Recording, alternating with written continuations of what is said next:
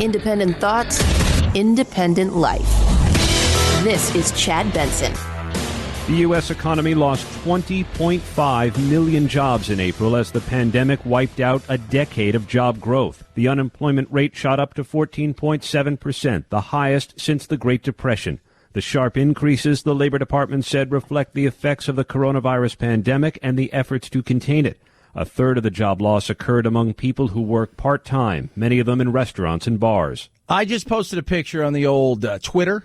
That's what the kids go nowadays. It says historic job loss figures reported. And what you see is from 1940 or 39, which is the earliest that the Bureau of Labor Statistics kept real statistics, all the way through to today.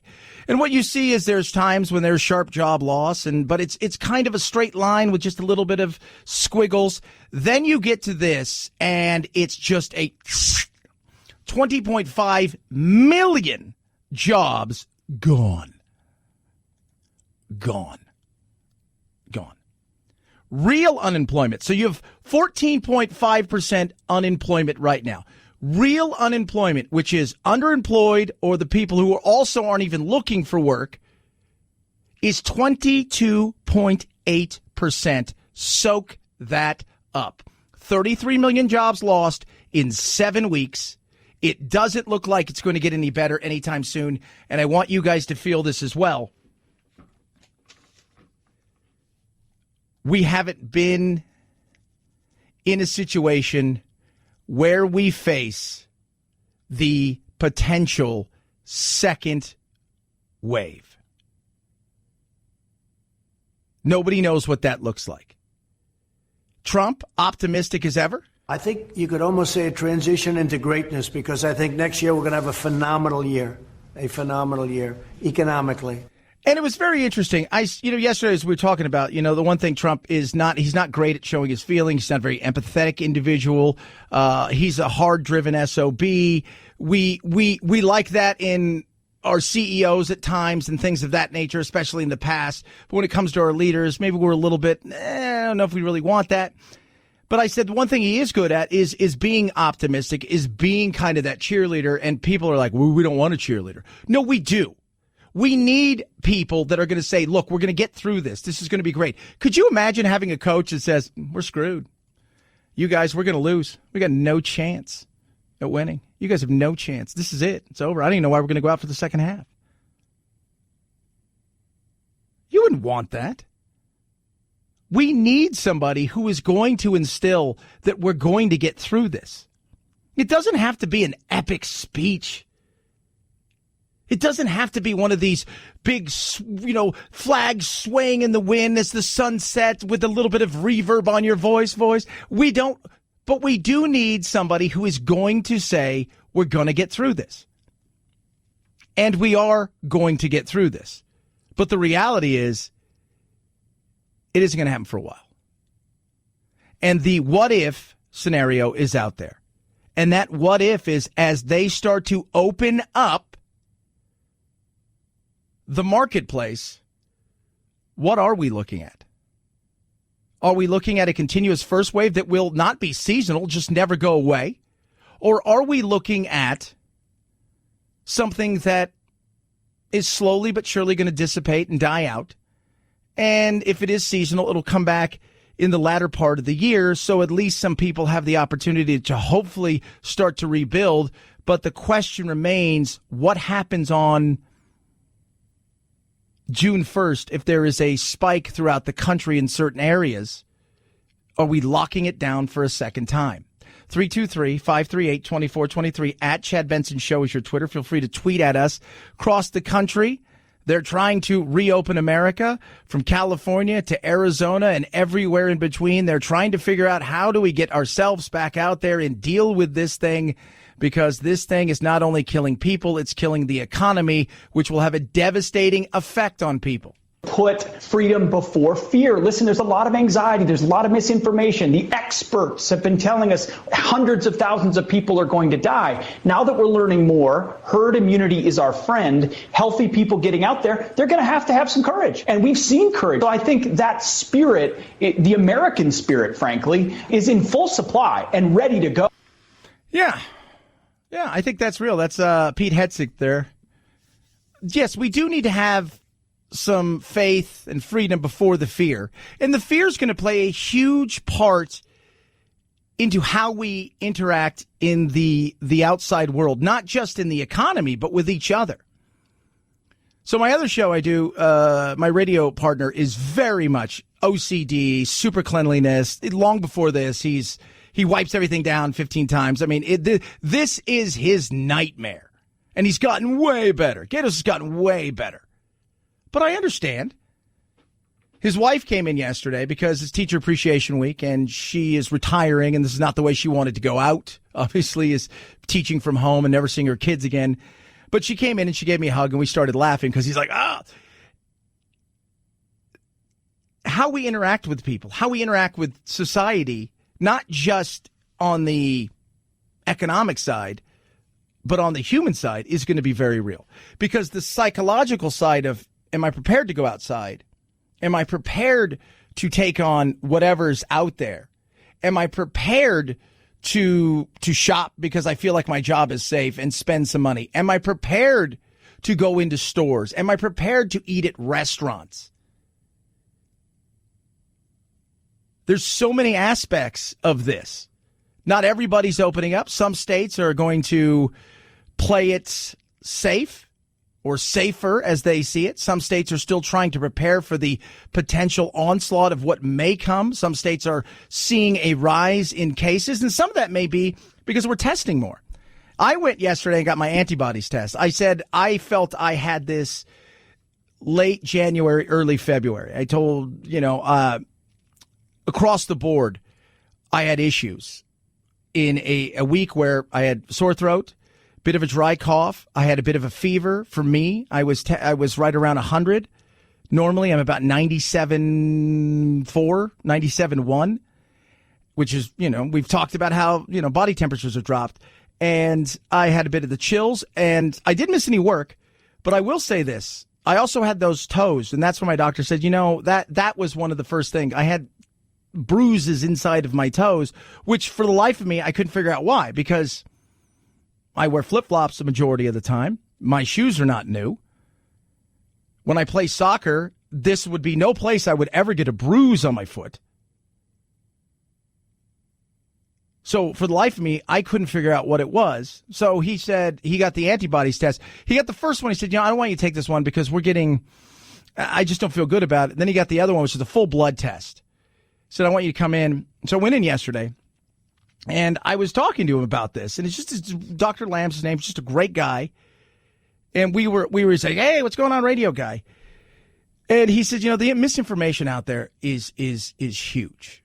First of all, we have so many people that come in. They want to get the test. They show no symptoms. And at first I was like, ugh. But you'd be surprised how many people test positive. And they have no idea. Those are the spreaders. And you'd also be surprised at how many people that have done the antibody test find out that they had it, and they had no idea they had it. We know nothing about this, really. It's novel. How many people actually will come down and have this? We'll never know that. And how many people are actually going to die from it? Meaning people that may get marked down as died from COVID may never have had it, and people who get marked down as died from the flu or just natural causes may have had this and this. So we're never going to know the real answer. But one thing we know is it's here. And as I was chatting yesterday, it was about living with it. So we're going to have to. At the end of the day, our immunity system is the thing that will defeat this thing quicker than anything else. And I said, so if people test positive for it, that they've had it, do we have immunity? He goes, it's highly unlikely you would ever get it again. Your immunity to it, how long it lasts, he goes, I don't know. He goes, and even if you were to catch it again, it would be so mild and it would be further down the line because you've built up some sort of battle armor already. But we're going to have to live with this, and we're going to have to get out there. States across the country are making certain decisions based on certain things, and as we test more, we're going to find that we're going to have more people that are positive, and it doesn't mean that they were showing symptoms or that they're heading straight to the hospital. I think that's the other thing. People see that 1.2 million or 1.5 million people who've tested positive, and they think all of those people are in the hospital.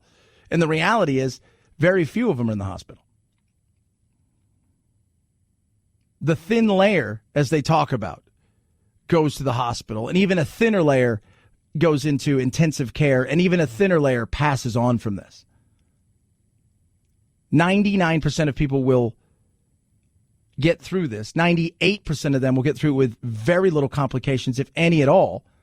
And only 2% will have anything where they need to seek medical treatment. And out of that, only about 0.5% will be in serious danger. And we're kind of figuring out these are the people we know have issues.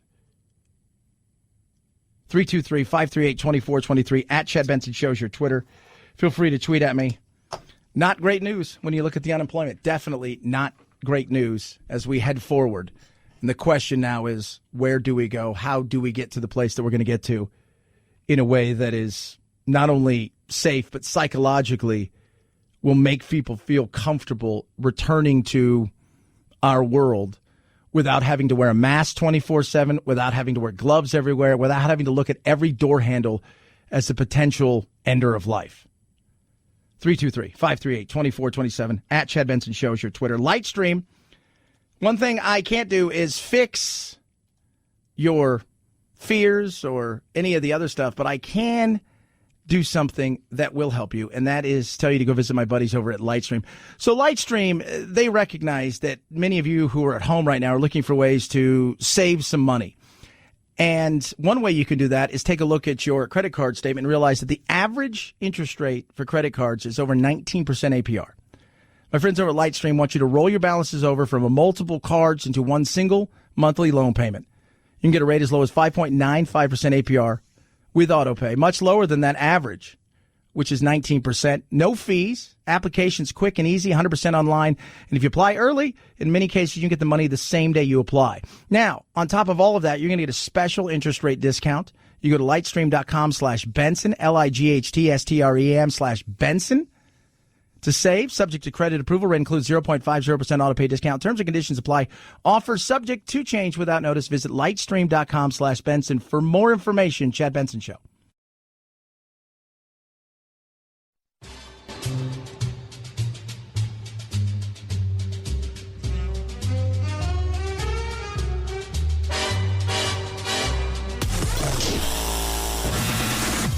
No need to fear. We promise we won't give you a noogie and make you cry Russia, Russia, Russia. Who is the fearless leader? Fui. Fui, fui, and double fui. Boy, it's your language. This is a family show, remember? Fui to families too. Nostrovia. This is Chad Benson. I've had very little personal contact with this gentleman. Know who he is, good person, but I've had very little contact. Mike has had very little contact with him. But Mike was tested and I was tested. We were both tested. Yeah, they're both tested. So his valet,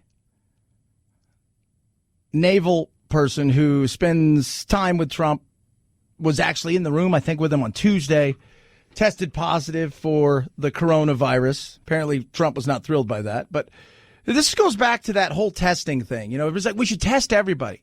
The test is only as good as the moment you take it. Just because you go and get tested. So I test you today. Right? So you go, you get tested. By the time you get the results back, you may have come in contact with, or potentially come in contact with, the coronavirus on numerous occasions, and you may have it, and you have a false sense of, oh, I'm good. It's not like if it comes back negative, magically you're not going to get it. No matter how many times they test, as long as you guys aren't, or anybody isn't stuck in a single area that is hermetically sealed, where there's nothing around that can get in, it is no germs, you're potentially going to get it. Even people that don't go out a lot or come in contact with people who aren't tested. Because think about this. Everybody at the White House is tested how many times? Pretty much on a daily basis. For anyone who works in the White House, when you are sometimes with the vice president or president, I think all of us are very nervous every day. None of us want to be the one to ever bring coronavirus into the White House. Most of us don't do anything but go to work and come home. If we go out at all, even to take a walk, I could assure you we do wear masks in public, and we do very exquisitely social distance. Yeah. Doesn't mean, again, that you're not going to come in contact with somebody or something over a period of time who may have had it, may have it. It was bound to happen based on the real numbers out there. But Trump gets tested every day. I don't really worry about it. And even if he got it, I think he's going to be all right. 323-538-2423 at Chad Benson Show is your Twitter. Feel free to tweet at us. You can text the program as well. Of course, yesterday, the other big news as far as Trump in the White House, Flynn, DOJ said, yeah, we're not going to process. We're done with the whole Flynn case. This will be a major blow to the FBI because one of the things the FBI has held as a major issue is that they want people to tell them the truth when they come and do an investigation. They believe it has a major impact on how cases unfold, and this will be definitely a blow to the FBI. Now, it's interesting. I threw something out there about this, and I want to get people's thoughts. A lot of people chimed in. Some, it's the swamps there. DOJ is part of this, and I think there's a little bit to be said to that. And I said the other part of it is the fact that we're forgetting Flynn did lie to the president and Pence and a few other people. He did lie, but the lies weren't really crimes so much. And on the other side of things, the FBI did do some things that they shouldn't have done. It's not the first time. Bridgegate was tossed out, right? That prosecutors have overreached in certain situations, and that is very real, especially on the federal side of things. And I'm here to tell you, one case you need to watch out for when it comes to the FBI is this whole Varsity Blues thing with Aunt Becky, because there is some things in there that they were having that guy do that the FBI was coaching him on that I think could really cause this thing to be thrown out, and it would be another black eye on the FBI. 323-538-2423. It's the Chad Benson Show.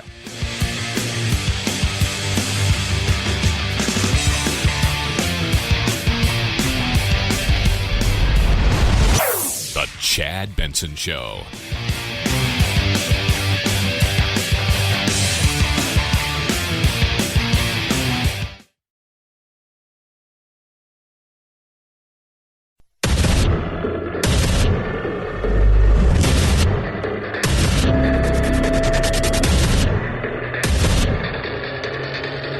Independent thoughts, independent life.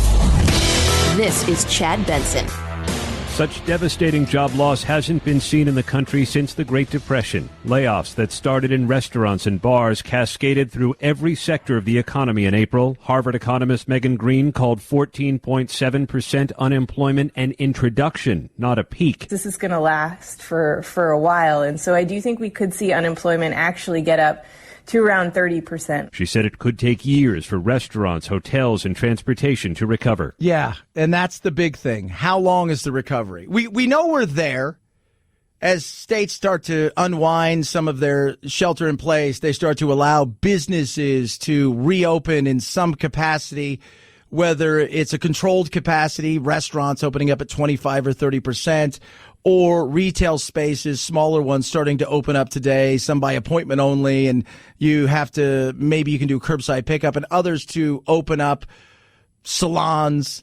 But there's still a lot of unease out there because the unknown of what will happen if there's a spike, and there will be a spike across the nation as people start to get out there more and testing becomes more readily available.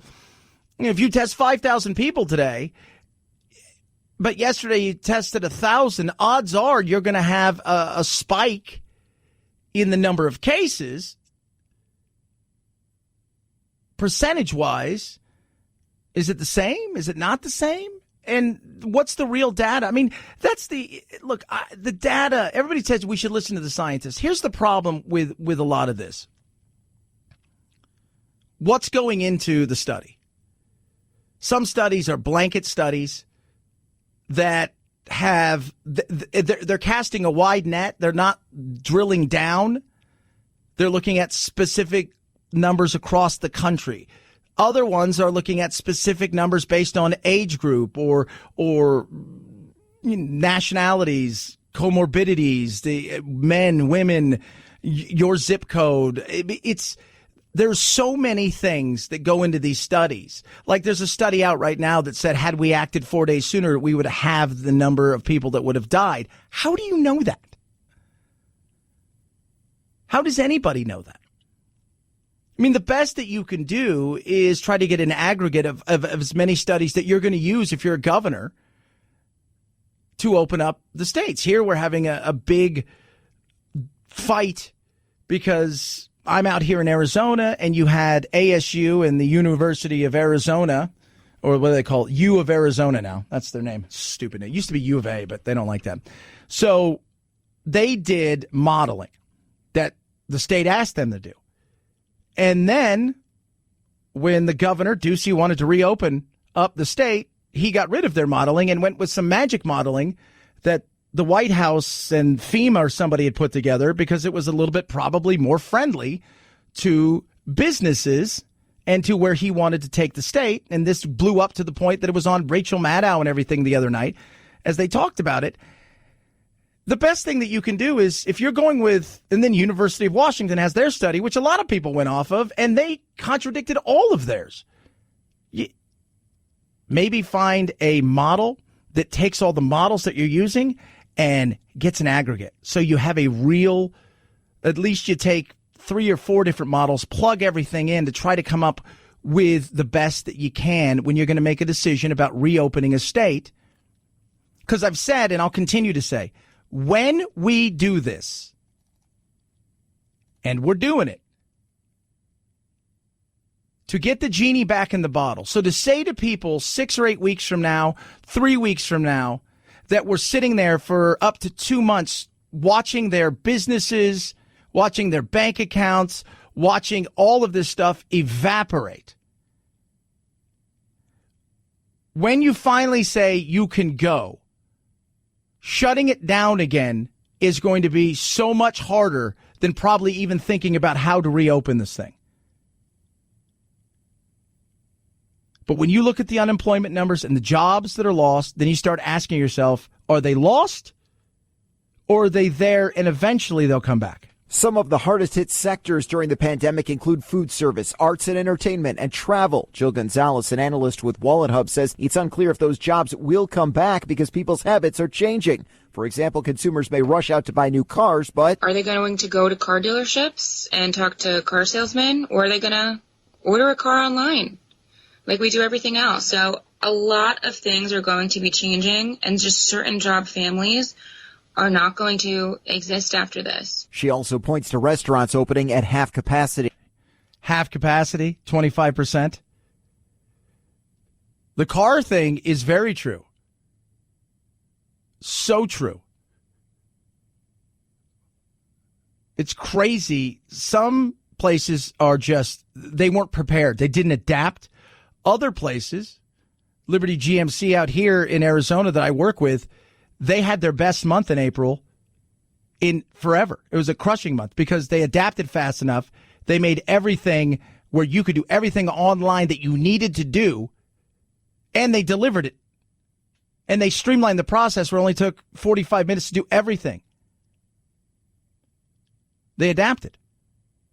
Think about this. Phil, I'll ask you this because you're on Amazon, I don't know, probably right now.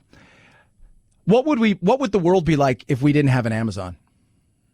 It would be a sad, sad world. I mean, could you think about that, though, Phil? Think about this for a second. What does that world look like if we don't have the access to purchase the goods the way that we do freely in a pandemic where we can't go out? Think about that. It's really odd because I'm getting a package from Amazon just about every day. Yeah. It's nuts. But the economy, we all participate in it. The job recoveries are going to be slow. Some industries are changed forever. Other industries over the next coming months and years are going to pop up because of this. The way that we consume is going to be so much different. That's something else to think about. This is Kristen Bentz, a consumer brand analyst, talking about the reopening. That's the big caveat with reopening the economy is, everyone's so excited about it. But when you get there, what's that physically going to look like to the consumer? It's not going to be fun. It's going to be long lines and social distancing and masks and plexiglass and don't touch the merchandise and don't try anything on, but please give us your money. Yeah, that's going to be weird.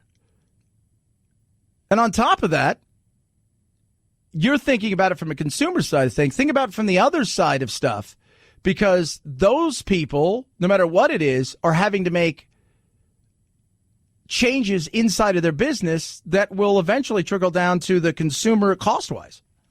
We're a capitalist country. We're all in business to make money, right? And so I don't know how retailers are going to be able to survive, and restaurateurs and bar owners, if they have to put in place all of these methods for social distancing and hand sanitizing and staff and, expect to make money with half the space and half the ability to serve their customers. So it's scary. It's scary to see what's going to happen. And everyone wants to get out of their homes, at least for right now. At least for right now. And that's the big thing. You're going to have a crush in a lot of places because people they've got cabin fever. They're ready to get out there. They're going to jump at it. They're going to go, and you'll have this quick turnaround crush over the next coming, several days. But that's when things will change, because people then will refer back to what's going on. They'll have had their hair did. They'll have gone and got the 2 or 3 things that they wanted to get. They'll have gone to their favorite restaurant once or twice. They'll have then settled down. It's the other side of it that you need to make your money. And I don't know how that looks. If you're not a Walmart or an Amazon or something that's very, very niche-y, if you were having problems before, you're really going to hit the mat after. So there'll be a lot of retailers that just won't survive. I mean, I called the Gap very early on, J.Crew. Now Lord & Taylor just filed. Nordstrom is going to be permanently closing stores. You're going to see that for some of these retailers, it may not be worth it to stay in business. And that's what's scary. Plus, filing bankruptcy is expensive because a lot of these major corporations and stuff, they file bankruptcy to try to reorganize. But to reorganize, you need money. Because what you're going to try to do is save some stuff, rebrand yourself, close certain things. It's not as simple and easy as, hey, there's a lot of places that aren't going to make it. And restaurants are at the top of that list, on top of small businesses across this country that are retail oriented. It's going to be tough. It is. 323-538-2423 at Chad Benson Show is your Twitter. Feel free to tweet at me. With all that being said, here's some good news, kind of. Last night, the NFL released their schedule. That's something. It's sports, kind of. I think that, to me, is the most interesting part of the schedule released tonight. It's not that Joe Burrow is playing Tua whenever it is. It's not that Patrick Mahomes and Lamar Jackson will square from Baltimore. To me, the most interesting part of this is the flexibility that the NFL builds in for itself tonight when it does release the schedule. Everybody's waiting to see how they go about approaching this period of uncertainty. And that is the big thing. Uncertainty. Will there be a season? There is. What about fans? It's hard to imagine that there would be fans in the stadium right now. And the league even announced a preseason schedule. Hard to imagine that would be in place. But again, Steve, the NFL, again, is proceeding as if it's business as usual. And nobody's talking about fans, as unimaginable as that would sound right now. I think everybody, frankly, just wants to see some games played. They want to see action on the field. We want to sit in front of the TV and be able to watch a game, which we haven't been able to do for a couple of months, whether there are fans in the stands or not. Adam Schefter there. Whether there are fans in stand, I don't know if there will be. They're moving forward as if there may be some stuff. This is what I find interesting. What about the Super Bowl?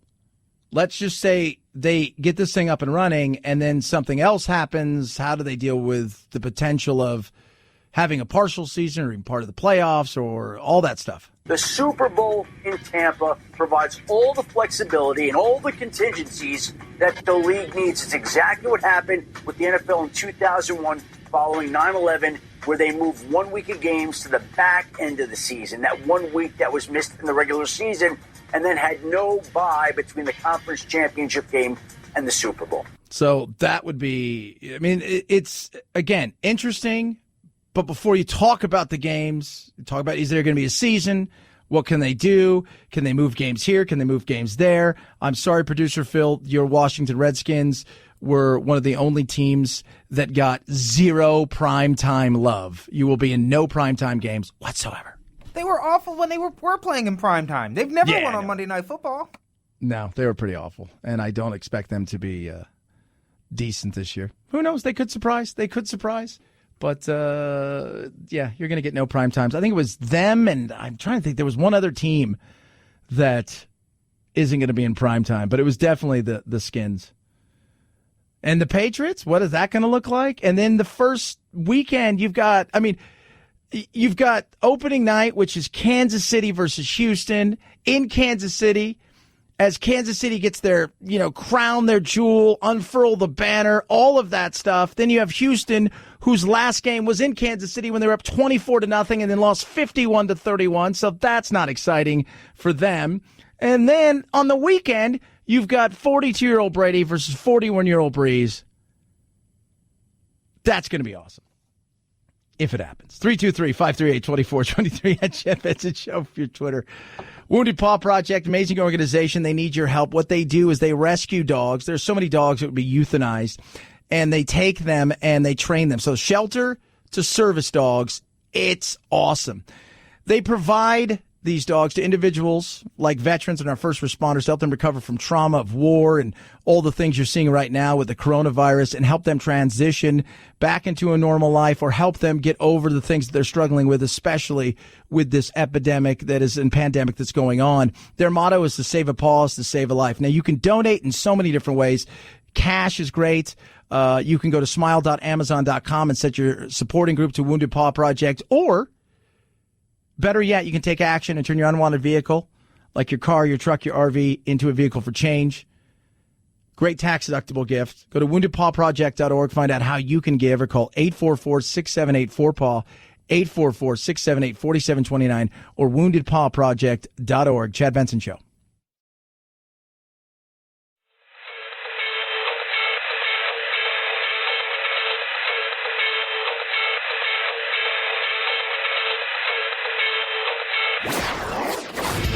Don't let the Washington Beltway strangle you. This is where the exhausted majority comes to refuel, realign, and reevaluate. This is Chad Benson. If you feel like you're spending more time with your TV while on lockdown, you are. A new poll from cable giant Comcast says we're watching about 8 extra hours per week, from an average of around 57 hours to 66 hours, or to put it another way, a full extra workday of TV time. And as habits change, it seems people are staying up later and sleeping in. Morning TV viewing down 6%, while post-11 p.m. viewing up 40%. And news viewing also up big time, 64%. Well, why wouldn't it be? You've got nowhere to go. You're in your house. You have nowhere to go. You're captive. I get it. Of course you're going to be stuck. Monday now apparently is the new weekend, as they're joking around. According to Comcast, millions of Americans have adopted the new routines and changed their habits in response to the shutdown.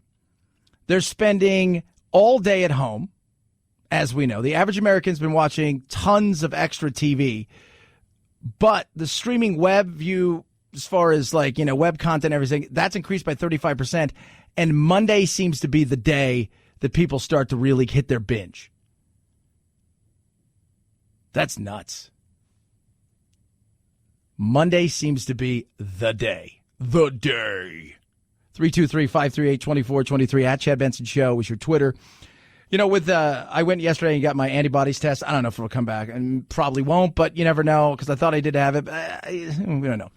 But this is interesting. According to scientific reports, there's a new study that's published in it.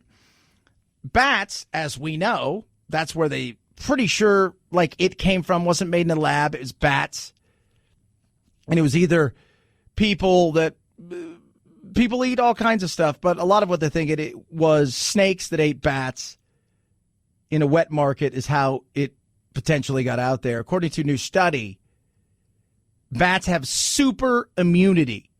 Super immunity. It's the reason they don't get the virus as far as the sickness goes.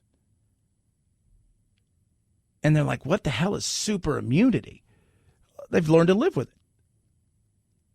They've learned to, like everything, their body has adapted. I mean, nature's one of those things where you watch, see nature and how things over time adapt to certain other things that makes your life, you know, the way that we do stuff, but the way that also animals do things, the way that some animals they can withstand venom and they can withstand certain things that we just can't, we would never be able to withstand. Bees can go up to 117 degrees in their body temperature. We would be roasted. They believe that bats developed a super immunity to this to the point where it's almost a part of them. 323-538-2423 at Chad Benson Show is your Twitter. Tweet at me, text the program. Happy Friday! Chad Benson Show.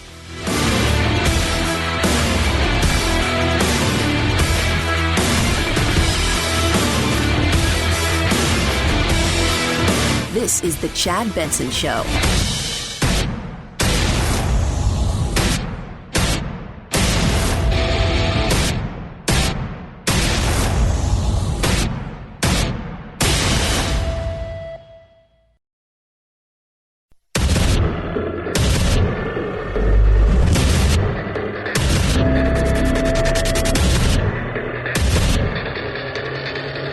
Independent thoughts, independent life. This is Chad Benson. 20.5 million Americans lost their jobs last month. The unemployment rate hit a record 14.7% as the coronavirus pandemic engulfed the country. Even still, Harvard economist Megan Green warned reopening now could backfire. If we end up reopening too early and then shutting back down and reopening and shutting back down, that will really hurt confidence. A new ABC News Ipsos poll showed broad resistance to reopening the country, even as 44 states now ease restrictions. Think about that. That's the thing that is the unanswered question by most governors across the country. You reopen, what happens? You open, say 2 weeks from now, it's not just a spike, it's noticeable. And remember, some of that is testing. The more that we test, the more that we're going to find that people are positive. And at the same time, people are itching to get their lives back. It's weird. People want their lives back, and nobody wants to risk anybody else's life. And by lives back, I mean pre-coronavirus. That's not going to happen. It's just not anytime soon. So people want their lives back. And at the same time, they don't want anybody to risk anything. And at the same time, they kind of want, this is when I always talk about the world. People, remember your kid, and the world doesn't revolve around you. Well, my world revolves around me, my family, my kids, you know what I'm saying? The same thing for you. And we look at it through the lens of us. You got to take a snapshot of that and you say, okay, but then you start to put it together and realize the puzzle pieces are huge. And what do we do? If you're a governor, you're making a tough decision, but that tough decision comes with not only risk of new infections and the pressure to hospitals and healthcare systems, but also the risk of potentially going too soon, shutting down again, and then when you come back out of it eventually for good, that second shutdown, that second wave will do more damage than the first wave did to the economy. But you have to go at some time, right? The real numbers. Let me give you a snapshot. So we lost 14.5 million jobs. Ugly? Absolutely. You knew it. I knew it. We all knew it. But it's, our friend says, J.J. Kinhan from TD Ameritrade says. It was a terrible report, but it was an expected terrible report, and maybe not even as bad as some of the higher-end estimates that we're seeing. Which was 16 million. But I want to put this in perspective. 14.5% is what unemployment's at. Real unemployment is 22.8%. That is underemployed, and those were people who'd already given up looking for gigs pre the coronavirus, which wasn't a lot. Ugly. Could it go to 30%? Oh, absolutely. And that 30%, I think, would come after a second shutdown. Some states are going to open up. Many of them are doing it this weekend.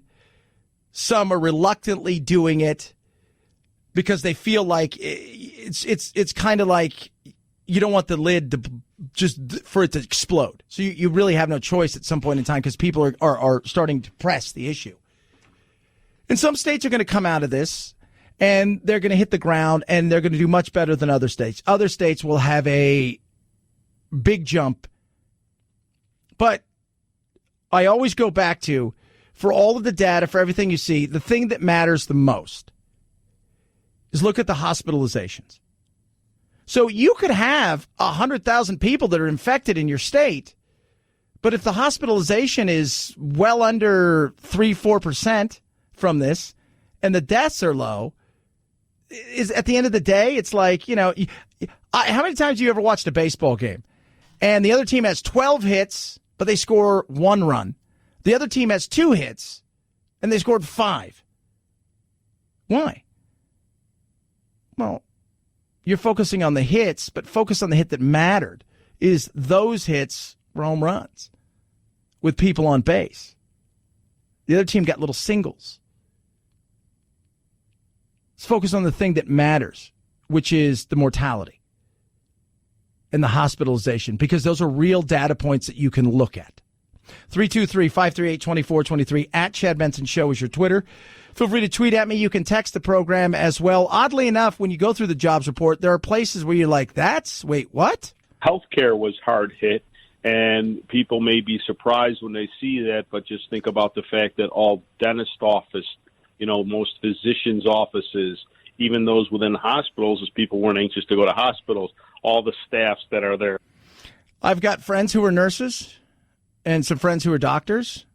They had to close down originally because surgeries weren't allowed. Doctors' offices were told, because it was dental offices or like outpatient kind of surgery, you weren't allowed to do those things. So they had to shut down, which put huge pressure.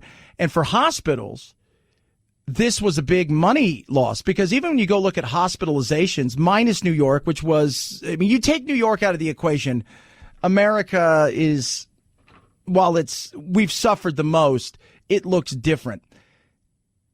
But most hospitals, a good majority of them, surgeries are where they make a ton of their money. When all of that stuff stopped, think about how many people would be going in for knee replacement, hip replacement. They were going in to get a stent in. I have a friend who heart surgery, and they couldn't do anything. They were having to monitor the patients, and unless it was something that was life-threatening. And they pointed out early on that one of the things that they were worried about is people felt like don't bug the doctor. So there was a lot of issues with this, which caused hospitals to lose a decent amount of money. So healthcare took a massive hit across the board, though. It's ugly. There was nowhere where we had job gains. It was losses across the board. And I don't think, to anybody's surprise, those losses started with the travel and hospitality industries being absolutely decimated. And what happens there? That's another thing. So a couple of the hotels I stay at, because I live so far out of town, 1 or 2 nights a week, I'll stay in town.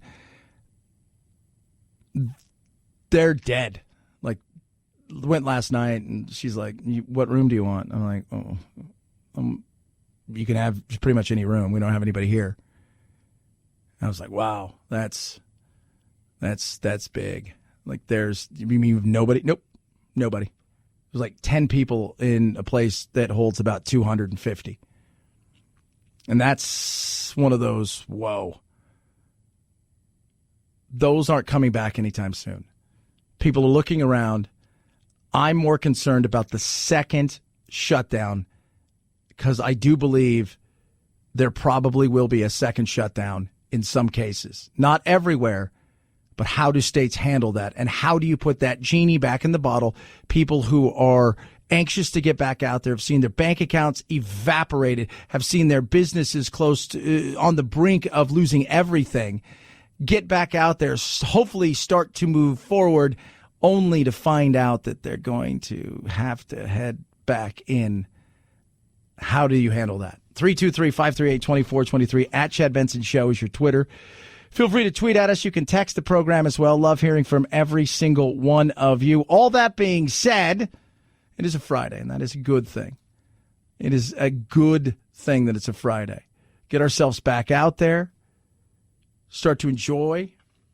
Get out in the sunshine if you have any sunshine. I know in the east they're expecting, is it potential snow flurries, Phil? Is that what you guys are expected out there? Yep, on Saturday. Oh, my God. We're going to be, let's take a look at the magic that is, I think I'm going to be 106 today. It's going to drop down to a cool 99. Cool 99. So hopefully, just hopefully, this thing doesn't do well in the superheat because the Southwest will be all right. And producer Anthony's out in Sacramento. It's going to be 98 there. So please kill this virus. 323-538-2423 at Chad Benson Show's your Twitter. Feel free to tweet at me. Went and got my antibodies test yesterday. Kind of pumped about that. Curious to see, did I have it when I was really sick? Did I not have it? I don't know. Chatted with the doctor a bit. We were sitting down talking about a lot of this stuff, and it's a weird, he goes, we have people come in who they've got every symptom and they don't have it. We have a lot of people that have come in that have zero symptoms. They're just curious, and they do have it. They just don't know. And that's part of it. You used to have no idea. And then so many people have tested positive for the antibodies, he said. So the reality is you have no idea how many people were actually affected by this. And we will probably never know the real answer towards that. 323-538-2423 at Chad Benson Show's your Twitter. Raycon, great earbuds, sitting at home like many people, working from the house. You've got a lot of stuff that you've got to do. You've got video conference calls. You've got important phone calls to make. If you don't have the best earbuds around, what are you doing? E25s from Raycons, everyday wear, absolutely comfortable, the most comfortable earbuds around. And I've tried just about everything you could think of. Fit right in there. Great style, great comfort. And the sound quality is amazing. 6 hours of playtime, noise isolating fit, seamless Bluetooth pairing. Cost well under $100, which saves you big time. There's no stems. There's no wires. You're going to love these. Get yours now and save even more by going to buyraycon.com/Chad. You're going to save 15% there. Buyraycon.com/Chad. Buyraycon.com/Chad. Chad Benson Show.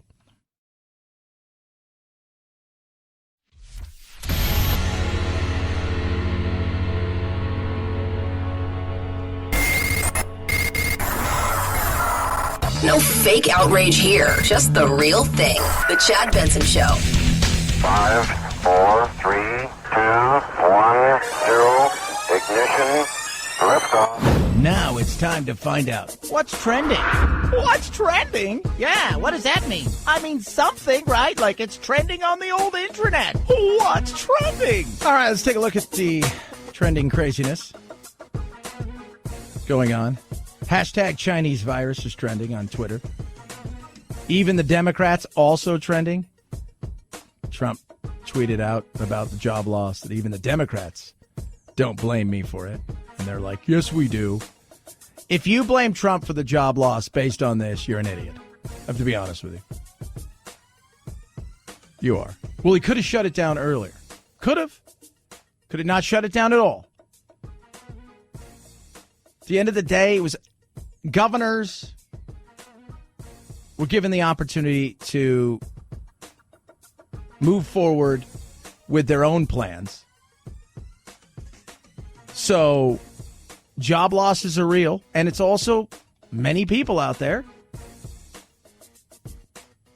who played a hand in the way that this went. But the most important thing was the coronavirus. So let's remember that. 20.5 million, almost 15% unemployment. Real unemployment's 22.8. Also trending.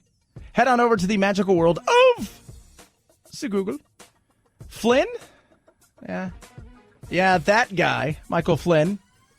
Justice Department said they are not going to head on to the criminal side of things. They're going to drop the case. There was some, let's be real. Flynn lied. The FBI played games. At the end of the day, it wasn't a good look for anybody. We move on from it. Both sides have serious issues. Trump claimed it a victory. And in some ways it was. And at the other side of it, the FBI and the Justice Department was not a great, it just wasn't a good look. VE Day. You don't know what VE Day is? On this day, 75 years ago, this went out to all of Europe. The German High Command will at once issue orders to all German military, naval, and air authorities and to all forces under German control to cease active operations at 23:01 hours Central European Time on May 8th, 1945. German Instrument of Surrender, Article 2. The Germans surrendered. Victory in Europe was achieved, and the war in Europe was over. Now, the Americans were still battling the Japanese and the European forces that were the Allies also were ready to come help. But as we know, that wasn't really needed at that point. But it was over. They knew it was over. Hitler had committed suicide in the Battle of Berlin on the 30th of April. It was a matter of time. And that time arrived on this day 45 years ago. 323-538-2423 at Chad Benson Show is your Twitter. Feel free to tweet at me. You can text the program as well. Again, Flynn, no longer going to be criminally charged. I'm very happy for General Flynn. He was a great warrior, and he still is a great warrior. Now, in my book, he's an even greater warrior. Trump feels it's a win for him, and in many ways it was. People are saying, oh, my God, but the swamp. Our duty, we think, is to dismiss the case. It's a stunning turn of events for Flynn, who in December 2017 pleaded guilty to lying to the FBI about his discussions with the Russian ambassador after the presidential election. Flynn was ultimately fired by the president about 3 weeks into the job, having also lied to the vice president about his contacts with the Russians. Flynn lied, and it's like they ruined his life. It's very unfair. The FBI also had serious issues, and he did lie. He lied to the vice president. That alone should have probably got him canned. We're going to talk more about this. We're also going to talk about the arrests made yesterday in Georgia, what took them so long. That's a very fair question as well. In the shooting of Ahmaud Arbery by a father and son and filmed by a third person who was part of the posse. 323-538-2423 at Chad Benson Show. That there, kids, is your Twitter. Happy Friday, Chad Benson Show.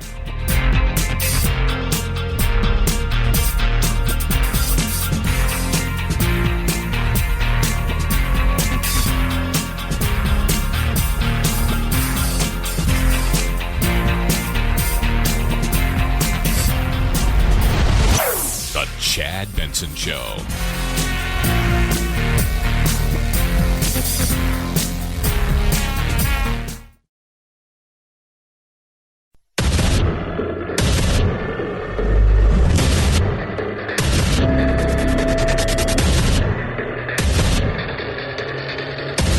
independent thoughts, independent life. This is Chad Benson. We lost 50 years worth of ground in solidifying the independence of the Justice Department after Watergate. This really puts us back in the category of almost an emerging democracy where the rule of law is not yet firmly established, where prosecutorial decisions are made on the basis of politics. Here, Bill Barr, once again, doing the political dirty work for the president, making a case go away that the president tried to get Jim Comey to make go away and then fired him when he wouldn't. Now he's found his man in Bill Barr, who is craven enough to do whatever the president wants. Because we know that other people haven't had that happen who are presidents. So let's just all settle down a little bit about that. Adam Schiff, as we all know, doing everything he can to continue to be Adam Schiff. And that's to be expected. And the Republicans will have their Adam Schiff when there's other powers in the White House that aren't their side. The reality is with the Flynn thing, we're going to touch on it briefly. A lot of other stuff going on in the world, but this is news that we're missing because there is one thing that's going on in the world, and that is COVID. The question was, with Flynn, did he lie? Absolutely, but was it a crime? Attorney General William Barr telling CBS News that the FBI had no basis to trap Michael Flynn in a lie. As for why the former top Trump aide took a guilty plea deal. People sometimes plead to things that turn out not to be crimes. It's now up to the judge to decide if she'll accept the government dropping the case. Which they probably will. And why would people do that? Because, especially with the government side of things, the government will, we're not talking about the states, we're talking about the government. They will use any means necessary when they come hard. They will overcharge because it's an easier thing to do to get you to either jump on their side or get you to plead guilty to something because the fear is the government's not going to run out of money. They did some stuff in this. Let's be real. Whether you think Flynn is like he lied, there's no doubt about that. He was a boob. You're not going to get any complaints from me. The funny thing is, though, the FBI, depending on what side of the team you're on, right? Because that's the way we do it now. It's red, blue. The FBI, the blue, well, they did everything they were supposed to do. The red's like, no, not really. I'm somebody who's in the middle saying, yeah, Flynn did wrong, but the FBI also did wrong. The feds do things that are wrong. I know it's crazy, but it's true, said the great Christopher Cross. Remember that? Look at that. It's a little Christopher Cross drop in there. The crime that the Christie aides were accused of was part of the federal fraud statute, trying to enrich themselves, trying to get benefits by using federal property. And there was a wire fraud attached to that. And Kagan said that doesn't apply. It was a political thing. They were trying to pressure a mayor into supporting Christie's reelection campaign. That was Bridgegate. Why do I put that in here? Because the feds went after Chris Christie's aides for things like wire fraud. This week, all of that was thrown out by the Supreme Court because the Supreme Court, and it was unanimous. They said they didn't get anything. You got them for wire fraud when they never received anything. They never asked for anything. It was political pressure, but it wasn't wire fraud. Could you imagine that? If today they arrest producer Phil and charge him with a bunch of stuff, including wire fraud, of which he never received anything, never got anything, never asked for anything. That's the issue with the feds. All because Phil wanted more people to listen to my show, so he tried to pressure people into listening to my show, but never told them, you better do this and you better get... Those are the silly things that make the feds look bad. I don't... Look, Michael Flynn means nothing to most of you as far as your day-to-day lives. The overreach is the scary thing. And I'm going to continue to say this. Lori Loughlin, the one that everybody's looking at, is going to get the big time. Aunt Becky, she's going to get the big time. You go look at what the FBI did to that singer guy, what they had him do, the things that they were telling him, instructing him, coaching him on. They've brought that in, and the judge is like, this is prosecutable. misconduct. You guys have, there's going to be issues there. Once again, the want to get somebody is having them do certain things that are supposed to be the good guys that make them culpable and make you not want to trust them, and with good reason. 323-538-2423 at Chad Benson Show is your Twitter. You can tweet at us. Love hearing from you. Today would have been Ahmaud Arbery 26th birthday. Yesterday, finally, the men seen on camera killing this guy jogging down the street were finally arrested. Thank God for that, the prosecutor. I'm very comfortable in telling you that there's more than sufficient probable cause in this case for felony murder. If you've not seen what took place in the shooting, and it's caught on video by another of the father and son team's friends, who's an idiot, part of the posse, and this will be put in there to evidence. So anytime you can see what happens at a scene, then it plays an important role in decision making. Is it the only piece of evidence? Is it the only thing in this case? No. But is it important? Absolutely. Yeah. Well, why did it take so long? This happened at the end of February. Here we are in May. People moved away from this. Nobody wanted it. The dad was a 30-year-old law enforcement officer. One of the people that looked at this said, oh, you know what? He didn't do anything wrong. He had every right to defend himself. This guy came at him. And this is one of the prosecutors who recused himself, but said, I don't see any problem with this, so we're not going to prosecute.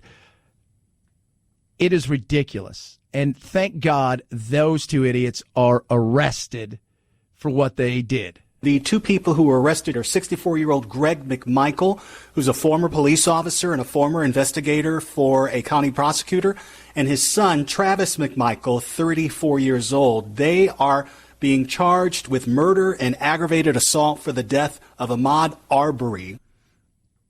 So two guys. So the dad was in the back. The son was in the.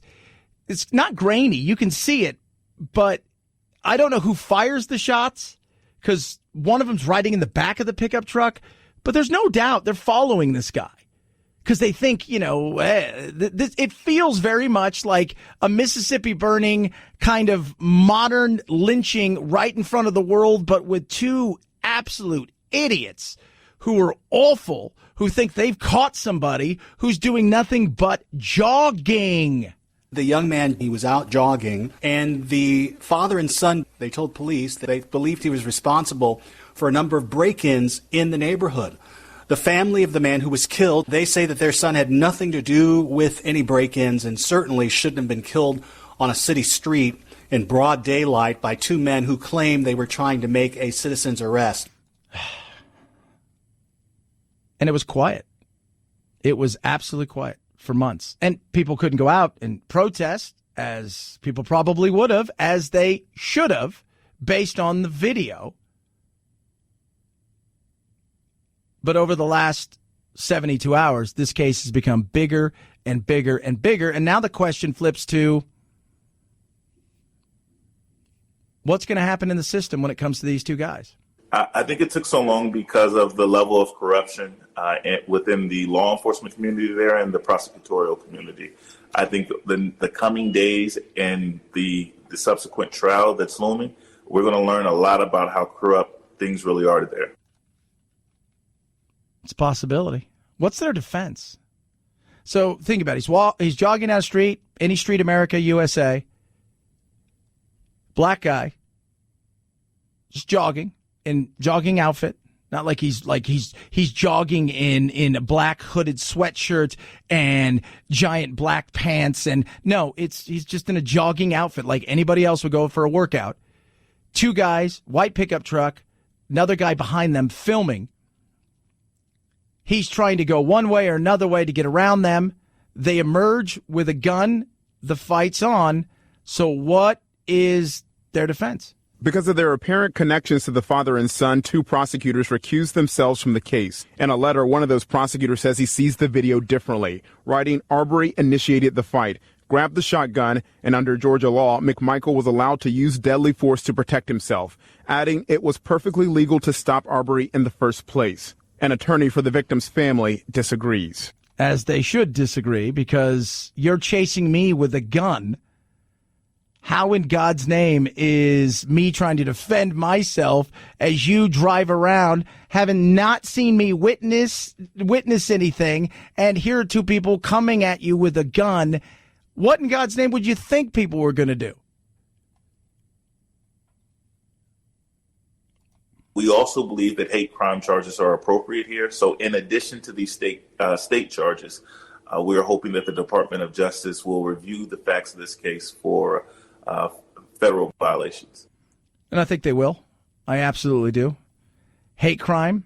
Yeah, you can put that there. Absolutely. Now, whether they get first-degree murder, premeditated murder, who gets charged with what, who fired what, because one had a shotgun, the other had a handgun, what happens to the guy who's filming, is he an accessory? I mean, there's a lot of stuff that's going to come out of this. So we'll see. We'll see. And as a prosecutor, remember, how you prosecute them also will decide their fate. Meaning, if you overreach based on certain things, you may not get what you want. But you don't want to say, well, we're going to get him for involuntary manslaughter. We're going to charge all three of them with this.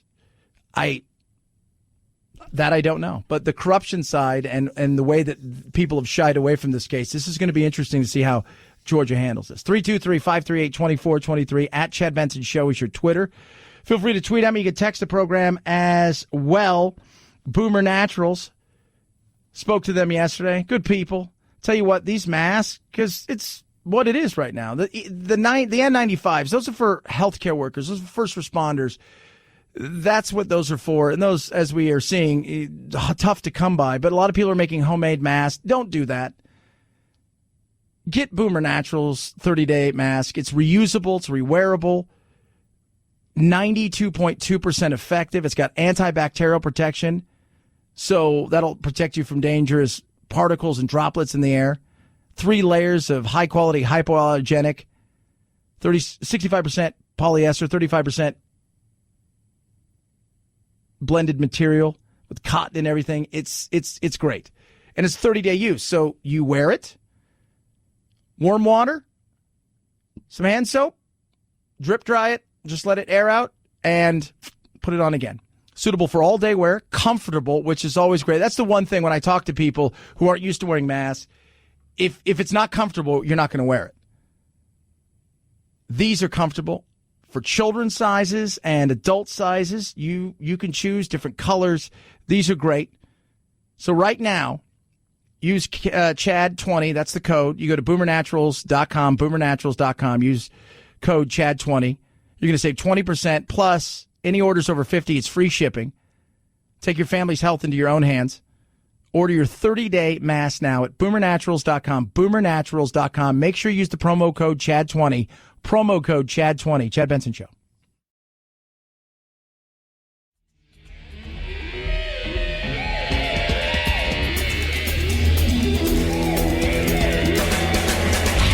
You go, boy. This isn't about right or left. This is just about right and wrong. Right you are, Chad. The Chad Benson Show. Able to eliminate it within 12 hours. Yeah. Silver solution would be effective. Totally eliminate it, kills it, and deactivates it. Yeah. That's Jim Baker, the OG disgraced televangelist. Because back in the day, I remember he served prison time for fraud. And I guess old habits die hard. Because the FBI sent Baker's company and 6 others a cease and desist letter saying that they consider, quote, the sale and promotion of fraudulent COVID-19 products to be a threat to public health. Yeah. He wants it thrown out. Filed court papers Monday. Say religious freedom has been violated and asked for the judge to dismiss a lawsuit against him.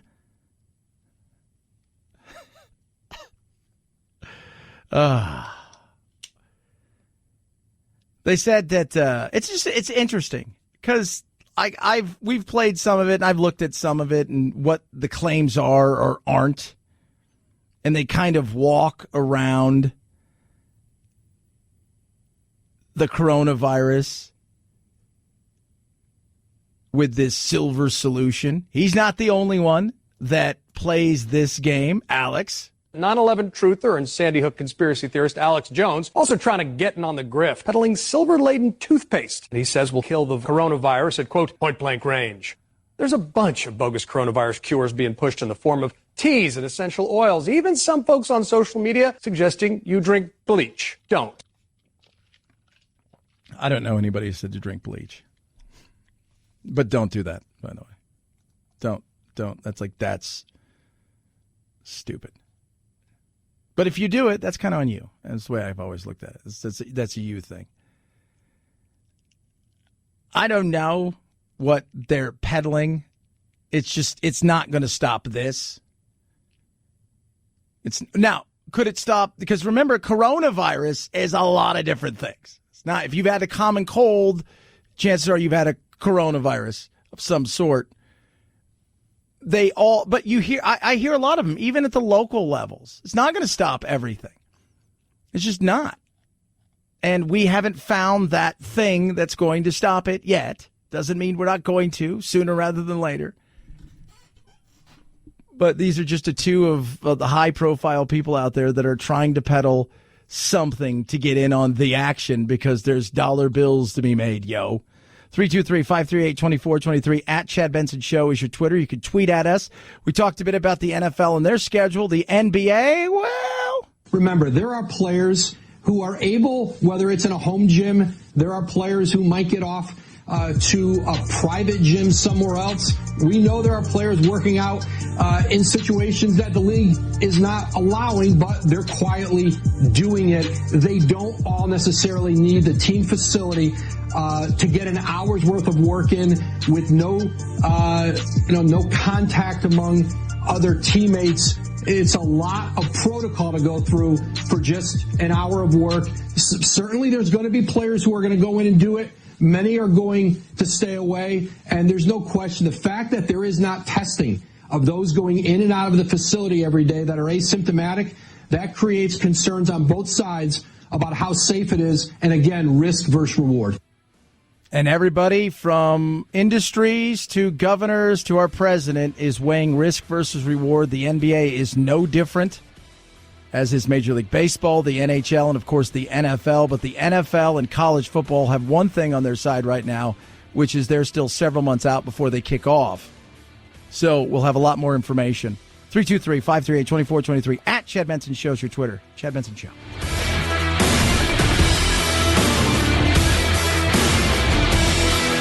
This is the Chad Benson Show.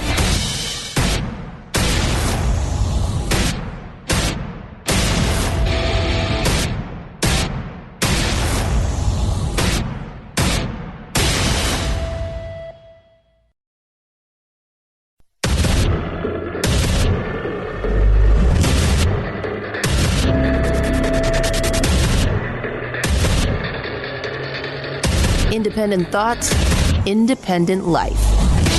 This is Chad Benson. 20.5 million Americans lost their jobs last month. The unemployment rate hit a record 14.7% as the coronavirus pandemic engulfed the country. Even still, Harvard economist Megan Green warned reopening now could backfire. If we end up reopening too early and then shutting back down and reopening and shutting back down, that will really hurt confidence. A new ABC News Ipsos poll showed broad resistance to reopening the country, even as 44 states now ease restrictions. What does that look like? Many states across the country today are taking their first real steps into reopening. Georgia's kind of done that already. Texas has kind of done that, but here we go. This is it now. It's starting to happen. Now what? That's the big question.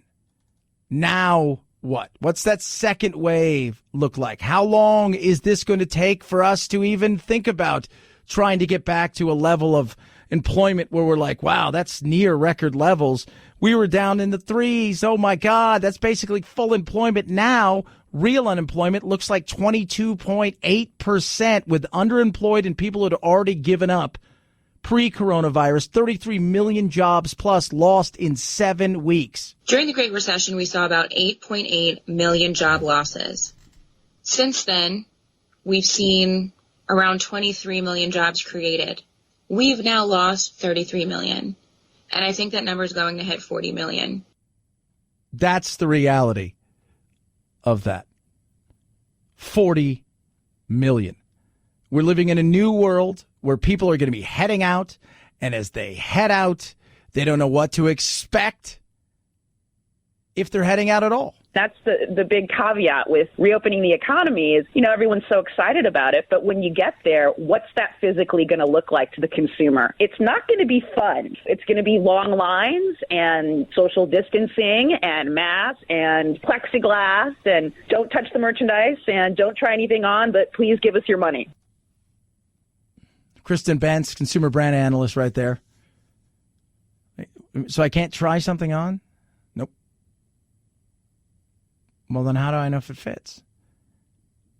And if you shop at a lot of places, you start to, and you're able to, not even so much the brand, because it's no longer the brand, unless you know the brand is made in the same place. It's the country of which that thing that you're purchasing, if it's clothes, is made. Things in Bangladesh aren't the same thing as things in Vietnam. Things in China aren't the same thing as those made in Peru or Mexico. So you can get a T-shirt from the same brand who outsources manufacturing of several different of their products, and none of it fits right or the same way. So you're like, oh, yeah, I haven't even thought of that. You ever bought 2 different shirts or pants from a company that you're like, oh, I like this company, and then when you look, one fits great, the other one doesn't fit at all? You can't try it on now. It's the new world we listen at. And what about businesses themselves? How do they adjust? We're a capitalist country. We're all in business to make money, right? And so I don't know how retailers are going to be able to survive, and restaurateurs and bar owners, if they have to put in place all of these methods for social distancing and hand sanitizing and staff and, expect to make money with half the space and half the ability to serve their customers. So it's scary. It's scary to see what's going to happen. And everyone wants to get out of their homes, at least for right now. And I think you'll get that. You're going to get people coming out in the next several days who've been in their homes, who wanted to get stuff. Hair salons, the many places are opening up today.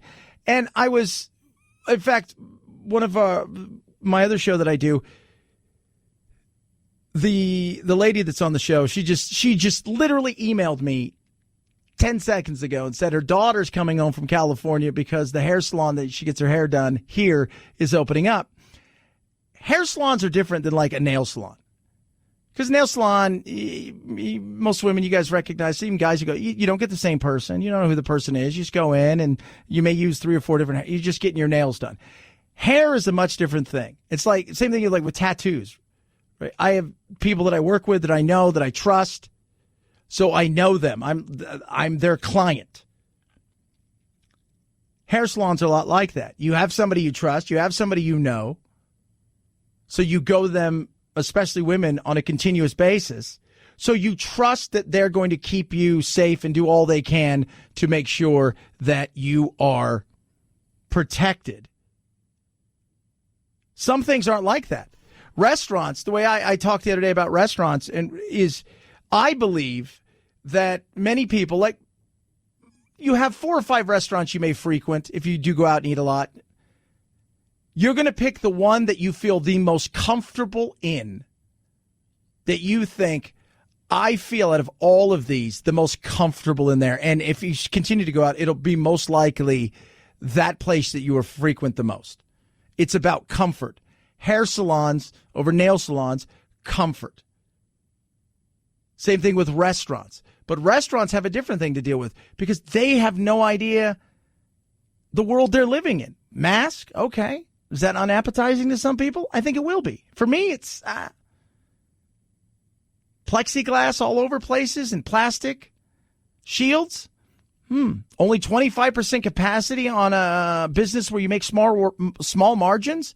There's a lot that restaurants are going to have to deal with going forward that I think they're at the biggest disadvantage when it comes to the reopening. And how long will the reopening last? Because Trump can tout that this is going to be absolutely incredible. I think you could almost say a transition into greatness, because I think next year we're going to have a phenomenal year economically. The potential is there. And if we were to say that this thing was gone today and it's never coming back, or that we had a vaccine, or that we had real therapeutics that make this thing no more deadly than the flu, I could say unequivocally he's right. We would have a strong third quarter and fourth quarter, and then a slow build next year. It's like losing the weight. You need to drop 40 pounds. You go on not so much a radical diet, but you go on a good diet. You start working out. Those first 25 pounds kind of melt, but getting those last 15 off, you're like, I don't know why I don't lose.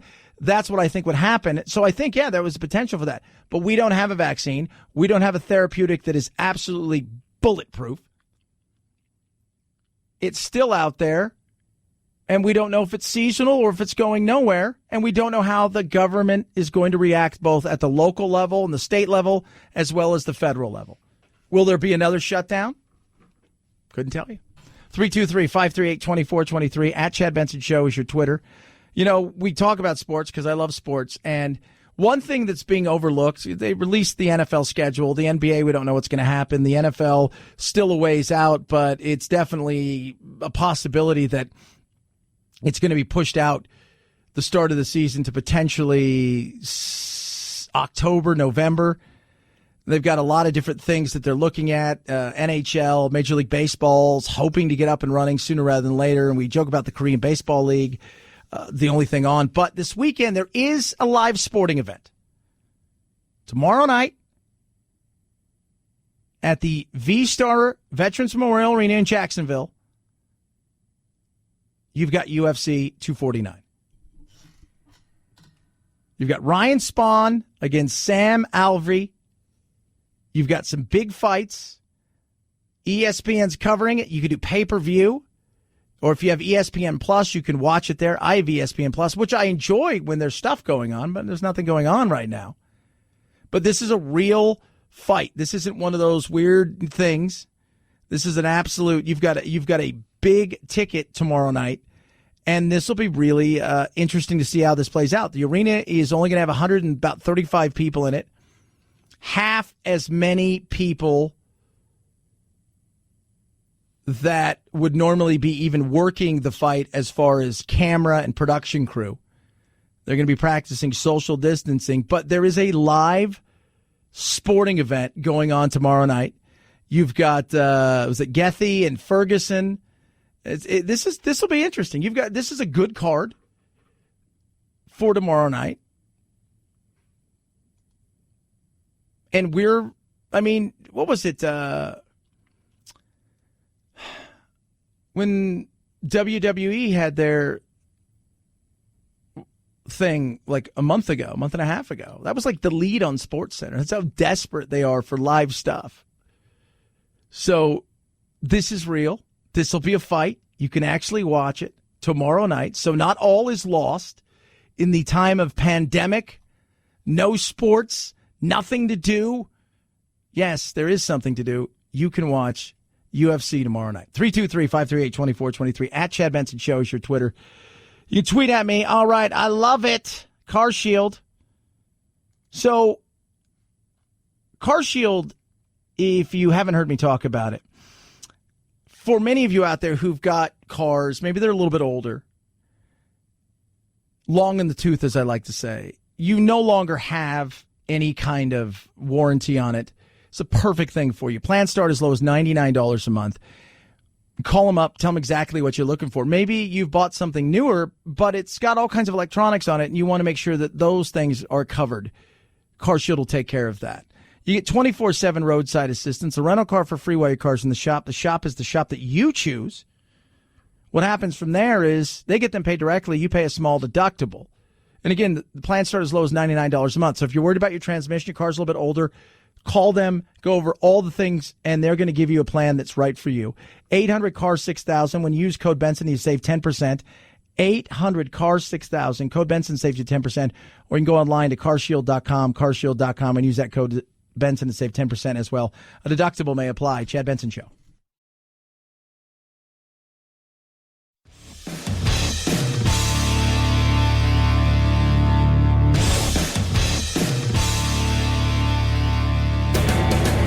Experiencing separation anxiety? That's dumb. Check out Chad 24/7 at his website, ChadBensonShow.com, and on iTunes, free. The Chad Benson Show. Never feel lonely again. Reopening her salon a week ago today, said Judge Eric Moyer at Shelley Luther's sentencing was more than a threat to public health. Your actions were selfish, putting your own interests ahead of those of the community in which you live. Even Governor Greg Abbott, whose order Shelley Luther was violating when she opened her salon a week ago, said incarceration was excessive. Now the Texas Supreme Court has ordered Luther's release from jail 5 days ahead of her 7-day sentence. Yeah, as she should have been. It was nuts. Let's go back when the judge was talking about how she defied orders, and he's very smug about it. Putting your own interests ahead of those of the community in which you live. That they disrespected the executive orders of the state, the orders of the county, and this city. I have to disagree with you, sir, when you say that I'm selfish, because feeding my kids is not selfish. I have hairstylists that are going hungry because they'd rather feed their kids. So, sir, if you think the law is more important than kids getting fed, then please go ahead with your decision, but I'm not going to shut the salon. Lieutenant Governor Dan Patrick said he'd pay her fine. They were charging her $1,000 a day, and it was ridiculous. And it shows the fear of the overreach and ridiculousness. The way that how selfish you were, putting your own needs. The needs to what? Feed your family? I told you, people have a breaking point, and people are going to make that choice eventually that I have to do something because I am going to lose everything. People who 2.5, 3 months ago, life was good. They had a house. Everything was going okay. They had a job, a couple bucks in the bank. There was no thought of anything changing in their lives. And they've heard, there's something out there. What could it be? Is this going to be another one of those, swine flu kind of situations? Then lo and behold, overnight things change. And a few months later, they're in a predicament they never thought. 9 million children under the age of 12 suffering from food insecurity and hunger. In Bridgeport, Connecticut, Thursday, a food bank setting up shop, handing out 32 tons of food to thousands of cars, enough for 50,000 meals. In Florida, Christina Keegan, her husband, and their adult son all lost their jobs due to COVID shutdowns. They've all filed for unemployment, but no one in her house has yet to see any benefits. We're not wanting all this money to sit home and do nothing. We just have bills to pay, and we want to keep above water until we go back to work. And when will that be? Well, some places are opening up today. But people are going to make the same decision like Shelley Lutheran, and while she is getting all of the attention, the question is when we close down again potentially, which I think is very real in certain states across this country, there may be a second wave that may cause state governments and officials to close down it again. People are going to make the decision like she made, which is, nope, I'm not going to do it. Do whatever you think you need to do to me. I have to try to earn a living. And people understand that. People understand that. This lady was the first, but I have a feeling, especially if there is I don't even know if you call it a second wave, because I keep hearing it's seasonal. But then Fauci says it may not. It may be just a continuous first wave. I'm like, well, okay, so seasonal first. Does it die down for 2 months and then we start getting on again and then all of a sudden it comes back? Does it go away for 5 months and then it shows up out of nowhere come October, November? I mean, I don't know. But once people are out and about living their lives, it is going to be so much harder to tell them to shut it back down again. 323-538-2423. At Chad Benson Show is your Twitter. You can tweet at me, text the program. There's a new report out today that says people who traveled to New York and then left there are responsible for 65% of the coronavirus spreading throughout the rest of the country. Now, how real is that? Like a lot of these things, I don't know how real those studies are because data, there's so much of it, depending on how you want to look at certain things, the way you want to look at it. But it is a hub. People travel through there. So is it possible? Of course. 323-538-2423. At Chad Benson Show is your Twitter. It's Chad Benson Show.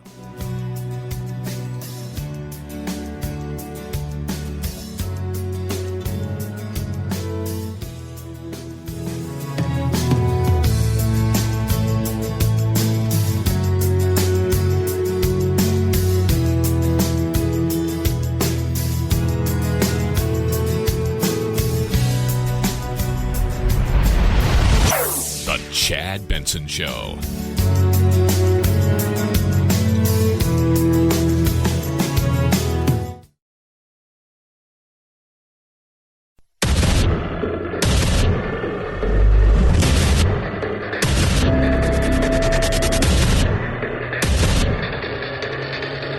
Independent thoughts, independent life. This is Chad Benson.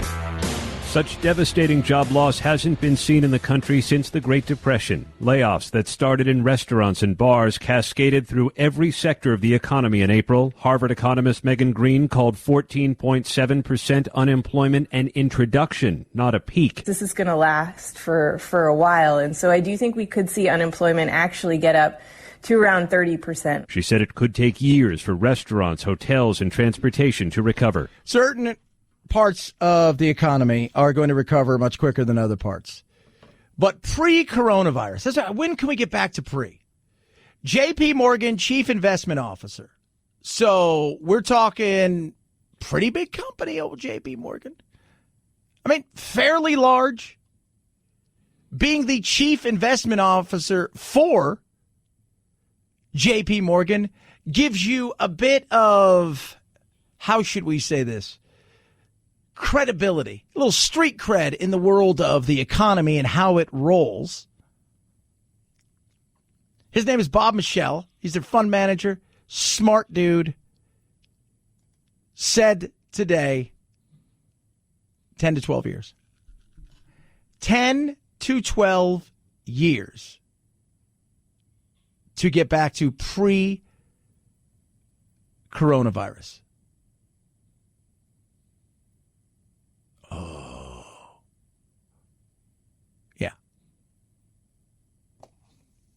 That's massive.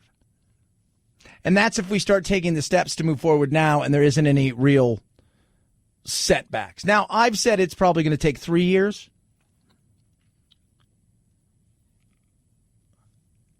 Remember the crisis we had, 2008? If you look at the economy and the way it was, it took about 8 years to get back to overcoming all of the things that we did. Now, it doesn't mean we're going to be living like this for 10 to 12 years. Tourism industry, restaurants, hotels, travel, whether it's for tourism or work, huge industries that aren't going to recover in the next 6 months or a year. It is going to take years for them to recover. Some may never recover to pre-coronavirus. See cruise lines. It's going to take a while. That's the reality of this. It is going to take a while. Doesn't mean that we're not going to get there. We are going to get there. But at the end of the day, the reality is this is not a sprint anymore. This is an endurance race, and there's going to be times when we're going to be going uphill in the heat and the wind, and it's going to suck. That's just it. So while Trump is extremely excited and hopeful, I think you could almost say a transition into greatness, because I think next year we're going to have a phenomenal year economically. The reality is we will have a comeback. It will be strong, but then the reality is going to set in after that first wave of people getting their jobs back, some people starting to climb out of their financial troubles, and we start to get a real handle on this scientifically and medically as far as either a vaccine or therapeutic treatments or herd immunity or whatever it is, and that there is going to be a certain level of people, probably 8 to 12%, that are going to be continuously unemployed while we move forward. And the government's predicting that it's going to be at least 10 to 12% through next year. I think it's going to be that way for a little bit longer. So, yeah, we're in for a tough road, but it doesn't mean we're not going to come out of it better. I don't think it's going to take us a decade unless we continue to do the start-stop thing and we don't find a vaccine and we have to start-stop. Then you're looking at a nightmare scenario, because if it's not just for us, it'd be for the whole world. But it's going to be tough. 323-538-2423 at Chad Benson Show is your Twitter. You can tweet at me. You can text the program as well. Of course, we know about this. I've had very little personal contact with this gentleman. Know who he is, good person, but I've had very little contact. Mike has had very little contact with him. But Mike was tested and I was tested. We were both tested. Yeah. And now there's a second person who is tested positive for the coronavirus in the White House. Not a good day for Trump. A second person? Yeah. Second person is tested positive. So you had this valet, this Navy valet that spent time with Trump. And like I said, he doesn't know him well, but he does know him. And he's in and around Trump. And he was in a meeting the other day on Tuesday with Trump. Now a second person is tested positive inside of the White House.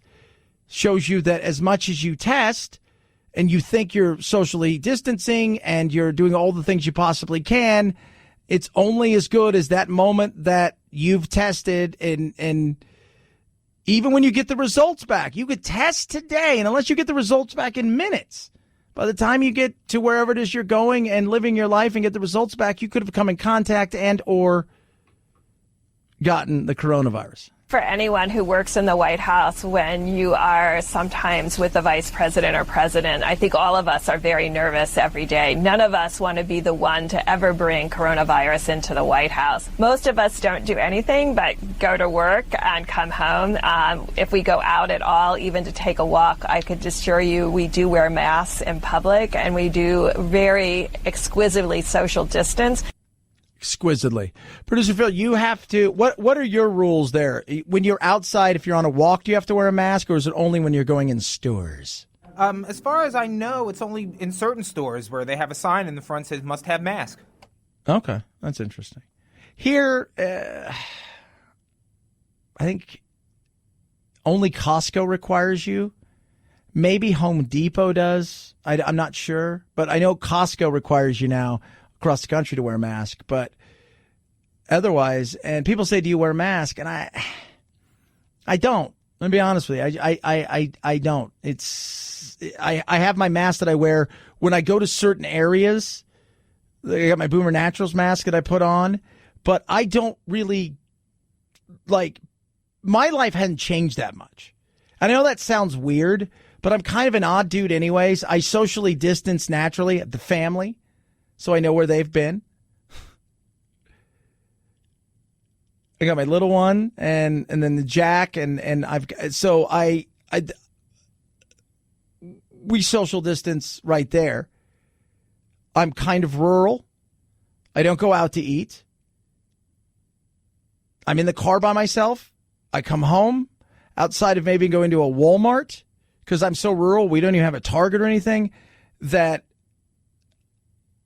I don't do anything. Even when I went to the movies, and this is a perfect example of, like, for me, when I go to the movies, Thursday nights are usually the nights I would go to a movie. I'd stay home, like during the week, and then 1 or 2 nights a week I'd stay up here because the drive is long, especially in the morning. In the winter, it's a lot harder because you get here when it's dark and you leave when it's dark. But in the summers, the light's out longer. It's a little bit easier. But on Thursdays, I'd stay up here and I'd go see a movie. And I'd see a movie by myself. And outside of seeing a movie with Jack once in a great while, I always go by myself. I sit down the end. I play with my lizards all weekend. If I go golfing, it's usually by myself. So I don't really, my life hasn't changed that much. Where it's changed is the noticing of the way that people are acting. So you go outside, and the first 2 or 3 weeks particularly, I noticed that a lot of people, there was a fear, like people would walk with their heads down, almost a zombie-like thing, and it was you'd get near them, they'd move, but outside, like, it hasn't changed all too much. But I do have friends who are losing it. They are. They're people person. They're about the people, and they're struggling with it mightily. But even, you've got people who are getting tested on a daily basis around the president. It shows you how much this thing is out there. How it's just permeated into almost every aspect. And you've got Cuomo talking about the fact that 66% of the new hospitalizations and people who are testing positive go nowhere. They're not essential workers. They're not traveling. They're doing very little as far as interacting with people. They're the social distance poster people, and they're still catching it. And you've got people in the White House now that are catching it. There's not a lot I think eventually you're going to be able to do. And that's why when we reopen, we're going to have to face the fact that we may have to, at least for a while, kind of throw some caution into the wind, protect the people that are truly vulnerable, but learn to live with it and around it rather than trying to hide from it. That's, I think, the part that we're going to have to kind of deal with. But you've got a second person in the White House. So people are testing on a daily basis. Think about that. Are infected with it. And it shows you that as much as we need testing, it too has its limitations, in the sense that if you took a test today, you waited for you to get your stuff back, but on the way home, you stopped at the grocery store. You then maybe got a bite to eat. Then you went home, talked to your neighbor even for 30 seconds, even though you thought you were social distancing, went and got gas. The contact that you potentially could have come in to this, you could have had it, and while you wait for the results, you may get, oh yeah, I don't have it, but you may have contacted again, so you'd have to take it. It's unless there's a 24-hour, 7-day-a-week, 365-day test that's going on. Testing is more a number than anything else at this point.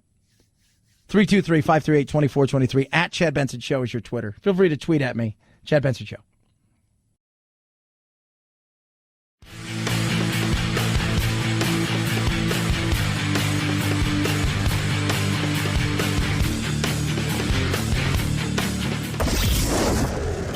I, you, he, she, it.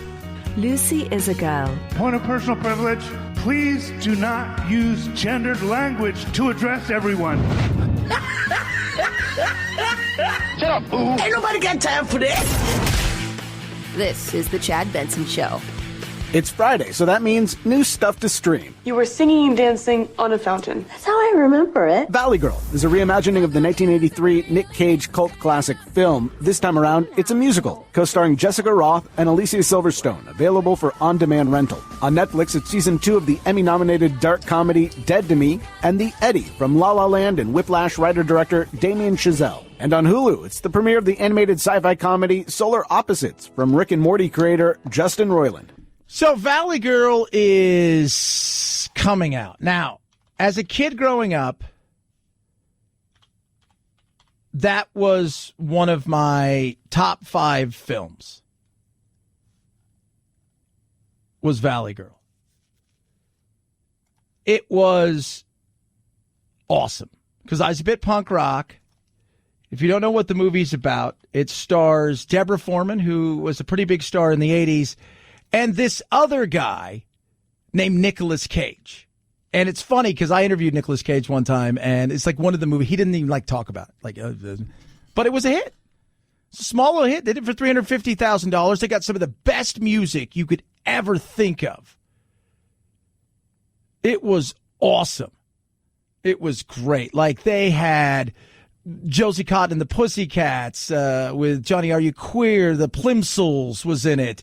You had I'll Melt With You from Modern English. I mean, it was the Clash, Culture Club, Bananarama, The Jam. I mean, it was so amazing. The budget was $350,000. Now get ready for this.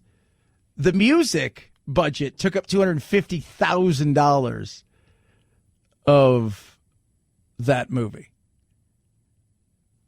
It was awesome. And they've remade it into a musical. I don't know if I want to watch that. Nah, I don't think so. I got to be honest with you. You're ruining my childhood by making something a musical. Don't do that. Could you imagine if Jaws was a musical? Well, I would never do that. Well, you're doing that to me. 323-538-2423. At Chad Benson Show is your Twitter. You could tweet at me. Do you remember the kid who said to himself, I'm out of here. I'm going to go get myself a Lamborghini. He's only 5. He had $3 in his car, in his wallet. Got pulled over because he was driving, and he shouldn't have been. This took place in Utah. Adrian Zamarapia, I might have said his name wrong. If I apologize, please don't get mad at me. 5-year-old Adrian's doing a few more chores around the house. His family keeping an eye after he stole their SUV. He's never done something like this. His sister Sydney was watching him on Monday. When she fell asleep, the kindergartner grabbed the keys. Could we just say that his sister, as much as he is at fault, being 5, not understanding the repercussions as a 5-year-old, that his sister is the one that should be in trouble.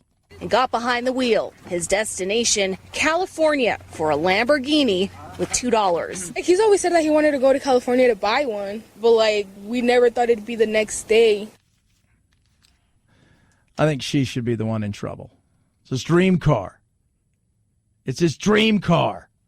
With his feet barely reaching the pedals, this little kid's wild. Adrian made it 3 miles before a UHP trooper pulled him over on I-15. It's like he planned everything, which is crazy. 24 hours later, Adrian's dream car drove to him instead. I'm so glad you're okay. Impressed by the 5-year-old's determination, Jeremy Nevis drove up from Orem to meet the fellow Lambo lover. I don't want to condone kids taking cars and getting in trouble or breaking the law, but the success principles that he displayed were magnificent to me. Yeah. I mean, look, that's real, right? That's real. You got to admire the determination for the youngster. Adrian spends hours watching Lamborghini videos online, but this is the first time he's been inside a real one. Grateful that no one got hurt by Adrian's adventure, his family overcome with emotion because of a stranger's generosity. She doesn't have an explanation. She's lost of words. Fulfilling a 5-year-old's dream, but also keeping him away from the car keys. Yeah, I would do that. It's so funny. But don't worry. If you think that's it, well, you got to do that. Oh, no. It's not over. And it even gets better. A business in California has offered to fly Adrian out so that he can get behind the wheel of a Lamborghini and actually drive one. This time, though, it will be supervised. Kids, if I can give you a bit of advice, make sure your children take your car because they'll get stuff. Just saying. 323-538-2423. At Chad Benson Show is your Twitter. Solid fun week as always. We'll do it again on Monday. Be safe. Be kind. Night, Jack.